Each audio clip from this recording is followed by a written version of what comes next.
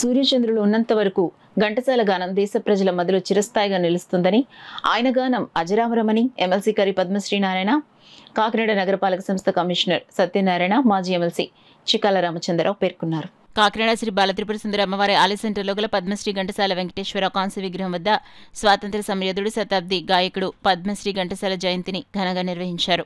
ఘంటసాల సంగీత కళాపీఠం, సీతారామరాజు స్మారక కళావేదిక సంయుక్త ఆధ్వర్యంలో ఘనంగా నిర్వహించారు.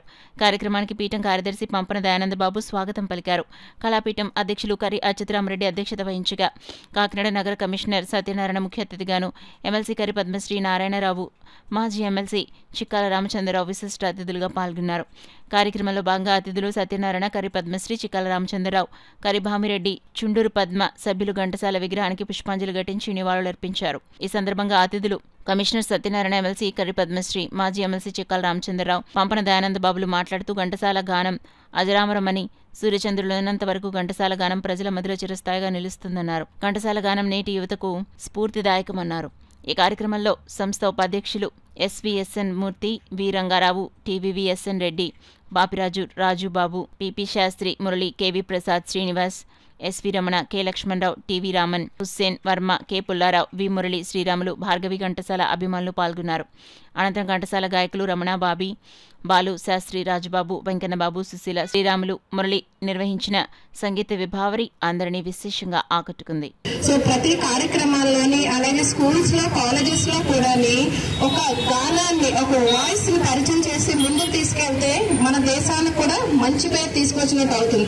ఎందుకంటే మనం ఎంతకాలం బ్రతికేవా అన్నది కాదు, ఎలా బ్రతికేవా అన్నది చాలా ఇంపార్టెంట్.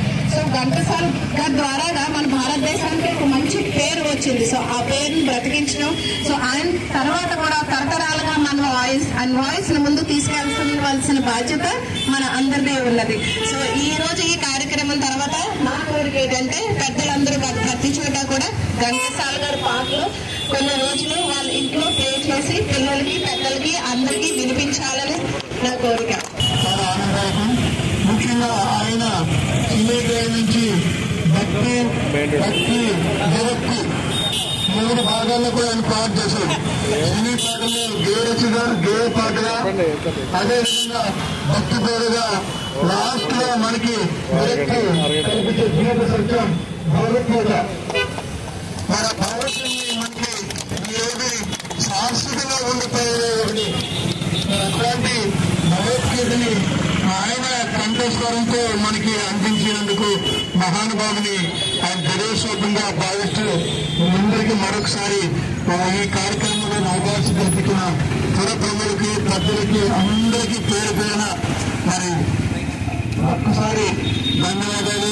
దయానంద బాబు గారు ఆయనకి రంగ చంద్రరామరావు గారు పాత్రలు వేసి మా గడప గ్రామంలో ఉండేవాడైనా అక్కడ వేసి తర్వాత ఆయనకి చేపాటుగా మీ కళ్ళండి ఎవరైతే గొప్పవారు ఉన్నారో ఒక అరువు సిద్ధరామరాజు గారు, మన ఎడ్యుకేషన్లో కూడా ఎవరైతే మన ముందు ప్రారంభంగా మన రాజ్య మహాశయుడు మరి గౌరీశ్వరం గారు 3 ఎకరాలు ఇచ్చారో, అలాగే ఆయనకి కూడా అనేది ఒక గ్రేట్. దీని సంస్థకి లక్ష్యాలు, మంచి లక్ష్యంతో మహాదేవి, మహానుభావుల్ని ప్రోత్సహించినటువంటి జగన్బాబు గారికి, సంస్థ అందరికీ కూడా ప్రతి ఒక్క పేరు పేరులో కూడా నేను నా యొక్క హృదయపూర్వక నమస్కారం.